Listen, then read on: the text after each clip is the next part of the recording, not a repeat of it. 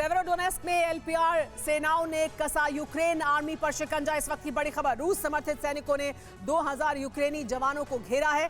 यूक्रेनी सैनिकों पर लगातार बढ़ रहा है एलपीआर का दबाव।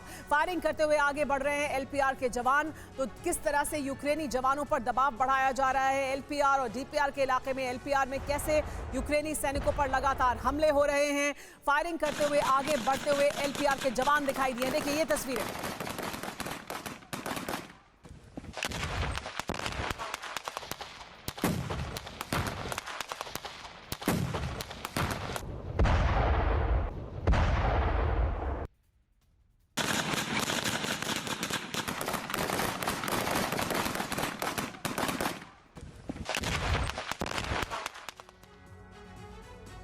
और इसके बाद अगली खबर आपको बताते हैं कैसे लुहांस्क में रूसी हमले में 13 लोगों की मौत का दावा किया जा रहा है। लुहांस्क के गवर्नर ने नागरिकों की मौत का यह दावा किया है कि 13 लोग मारे गए हैं। हमलों में 60 से ज्यादा घरों के तबाह होने की बात भी कही गई है।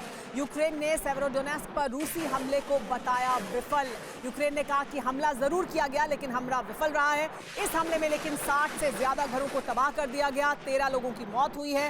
ये सेवेरोडोनेस्क के जो गवर्नर हैं उनकी तरफ से जानकारी दी गई। देखिए दोनों बड़ी खबरें हम आपको दिखा रहे हैं, लेकिन ये दोनों बड़ी खबरें क्या बताती हैं कि कैसे रूस लगातार हमले कर रहा है यूक्रेन के सैनिकों पर, यूक्रेन के इलाकों पर। एक तरफ से सेवेरोडोनेस्क में एलपीआर के सैनिक आगे बढ़ रहे हैं, जमीन पर ग्राउंड पर फाइटिंग हो रही है, आमने सामने की जंग हो रही है, इन्फेंट्री जमीन पर उतरी है वहां पर। वहीं दूसरी तरफ यूक्रेन ने सेवेरोडोनेस्क में जो रूसी हमले हुए हैं उन्हें विफल बताया है, लेकिन यह जरूर बताया है कि इस हमले में कैसे 13 लोगों की मौत हो गई है। हमारे साथ खास मेहमान भी जुड़ गए हैं जिनसे हम इसी मुद्दे पर चर्चा करेंगे। हमारे साथ मेजर जनरल के सिन्हा जुड़ गए हैं, डिफेंस एक्सपर्ट। बहुत स्वागत है के सिन्हा जी आपका। और हमारे साथ अचल मल्होत्रा जी भी मौजूद हैं, उनसे भी बात करेंगे, चर्चा करेंगे ताज़ा हालात जो हैं उनको लेकर।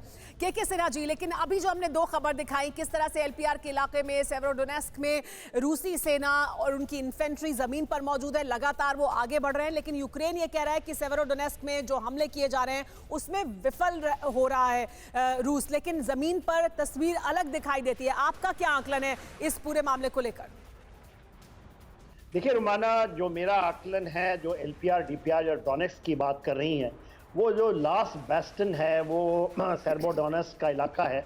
और ये इंजुम के पास से यदि आप देखेंगे इसके नॉर्थ में खार्किव पड़ता है।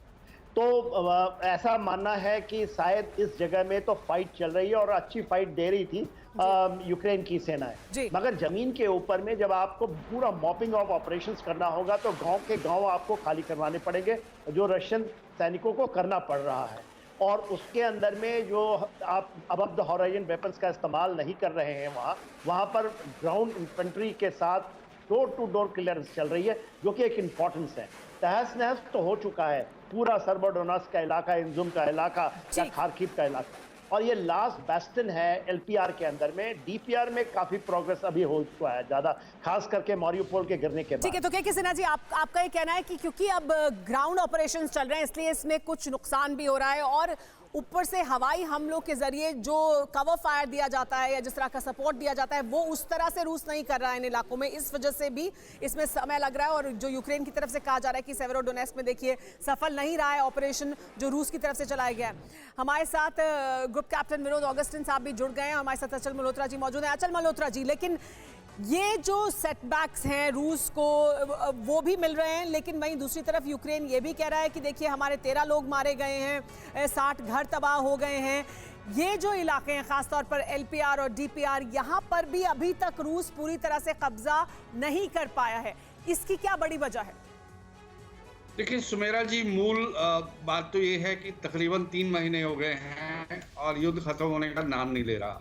और जिस तरह युद्ध शुरू होने से पहले या युद्ध शुरू होने के तुरंत बाद कयास लगाए जा रहे थे कि रशिया के लिए ये बाएं हाथ का खेल है और 4 दिन नहीं तो 8 दिन में कीव पे कब्जा हो जाएगा, ऐसा कुछ हुआ नहीं है। तो लोगों की जो एक्सपेक्टेशंस या जो असेसमेंट थी उसके खिलाफ हो रहा है जो कुछ भी हो रहा है। अब ये डिफेंस एनालिस्ट ही बता पाएंगे कि कहाँ डिफेंस स्ट्रेटजीज में कमी रह गई कि जिसके चलते ये सब हो रहा है। मेरा अपना ये मानना है कि रशिया का जो ओवरऑल लॉन्ग टर्म ऑब्जेक्टिव है उससे साउथ और ईस्ट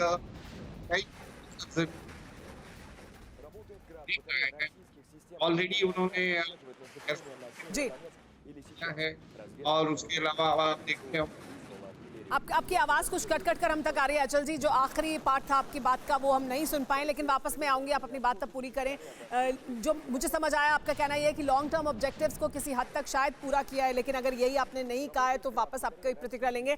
अड़ी सोमवार से शुक्रवार शाम 6 बजे सिर्फ TV9 भारतवर्ष पर।